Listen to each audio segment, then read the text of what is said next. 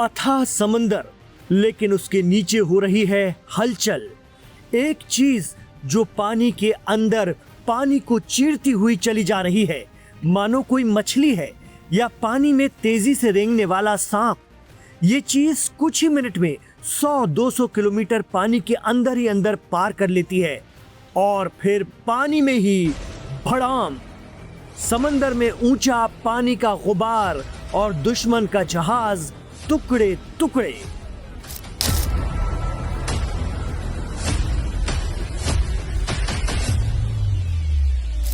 जी हां, ईरानी नेवी ने दुश्मनों को चेतावनी दी है कि उनके पास एक ऐसा सीक्रेट हथियार है जिसका नाम सुनकर दुश्मन की सेनाओं को दिल का दौरा पड़ सकता है।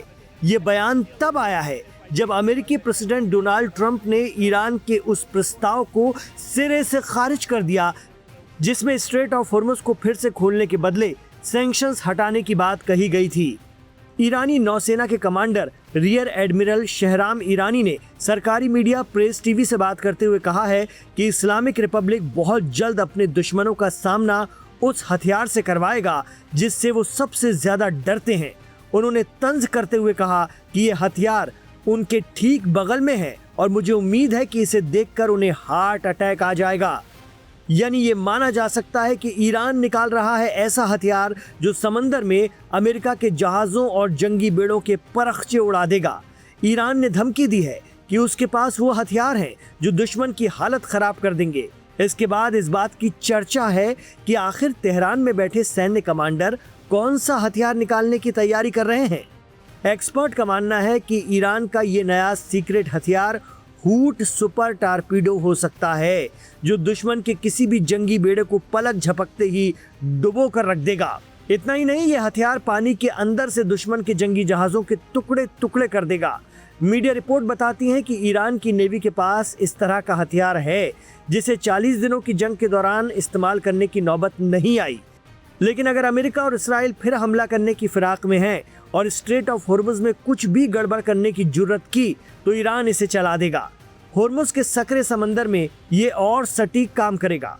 हालांकि ईरान की नेवी जिस हथियार की बात कर रही है, असल में वो क्या हो सकता है, इसके सिर्फ कयास लगाए जा रहे हैं। डिफेंस एक्सपर्ट्स इसे हूट सुपर टारपीडो मानकर चल रहे हैं। एक होते हैं टारपीडो जो समंदर के अंदर पनडुब्बी या फिर समंदर में तैर रहे जहाजों से छोड़े जाते हैं, और एक है सुपर टारपीडो जो ईरान के पास हो सकता है। कहा जा रहा है कि ईरान ने साल 2006 में ही इस हथियार को बना लिया था। ये पानी के अंदर वेल मछली की तरह चलते हैं, इसीलिए इन्हें नाहंग कहा जाता है। फारसी में वेल मछली को नाहंग कहते हैं। नाहंग का एक पर्याय हूट भी है जिसके नाम पर सुपर कैपिटेटिव टॉर्पीडो का नाम ईरान ने रखा है।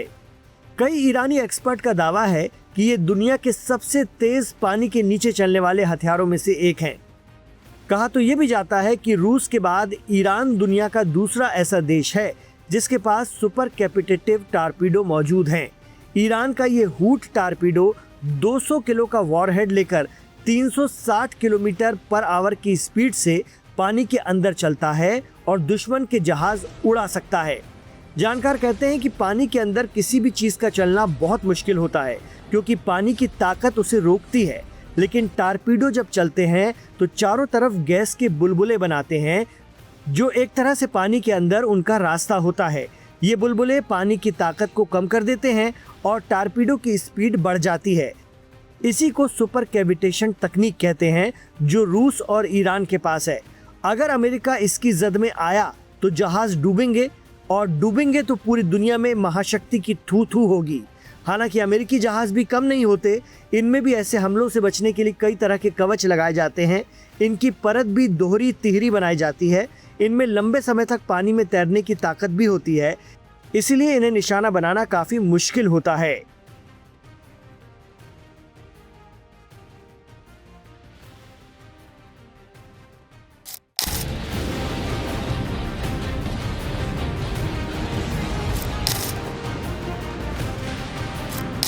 मिडिल ईस्ट में जारी अमेरिका, इजराइल और ईरान के बीच युद्ध को अब 2 महीने से ज्यादा का समय हो चुका है, लेकिन हालात अभी भी बेहद तनावपूर्ण बने हुए हैं। युद्ध को खत्म करने और शांति स्थापित करने की कई कोशिश हुई, मगर अब तक कोई ठोस नतीजा सामने नहीं आया। एक तरफ अमेरिका अपने दबाव की रणनीति पर अड़ा हुआ है, तो दूसरी ओर ईरान भी झुकने को तैयार नहीं दिखाई दे रहा। इसी टकराव के बीच अब आर्थिक मोर्चे पर बड़ा असर देखने को मिल रहा है। अमेरिका ने ईरान को दबाव में लाने के लिए हुर्मुज स्ट्रेट के आसपास सख्त नाकेबंदी लागू कर दी है, जिसका असर अब साफ साफ दिखने लगा है। इस नाकेबंदी के कारण ईरान का कच्चे तेल का निर्यात बुरी तरह प्रभावित हुआ है। अनुमान है कि हर दिन करीब 20 लाख बैरल ईरानी तेल एक्सपोर्ट नहीं हो पा रहा, जिससे वैश्विक सप्लाई भी प्रभावित हो रही है। ताजा रिपोर्ट्स के मुताबिक ईरान के सामने अब सबसे बड़ी चुनौती स्टोरेज की कमी बनती जा रही है। तेल का उत्पादन जारी है, लेकिन उसे बाहर भेजने में बाधा आ रही है, जिसकी वजह से भंडारण तेजी से भर रहा है। वहीं इसे लेकर विशेषज्ञों का मानना है कि ईरान के पास केवल 12 से 22 दिनों तक ही तेल स्टोर करने की क्षमता बची है। अगर हालात ऐसे ही बने रहे तो उसे मजबूरन अपने उत्पादन में और कटौती करनी पड़ सकती है। अनुमान जताया जा रहा है कि मई के मध्य तक ईरान को अपने दैनिक उत्पादन में करीब 15 लाख बैरल की अतिरिक्त कटौती करनी पड़ सकती है। इससे पहले वह लगभग 25 लाख बैरल प्रतिदिन की कटौती कर चुका है। सिर्फ ईरान ही नहीं, बल्कि सऊदी अरब, इराक, कुवैत और यूएई जैसे खाली देशों ने भी इस संघर्ष के बाद अपने उत्पादनों में कमी की है, जिससे अंतर्राष्ट्रीय बाजार में अनिश्चितता और बढ़ गई है।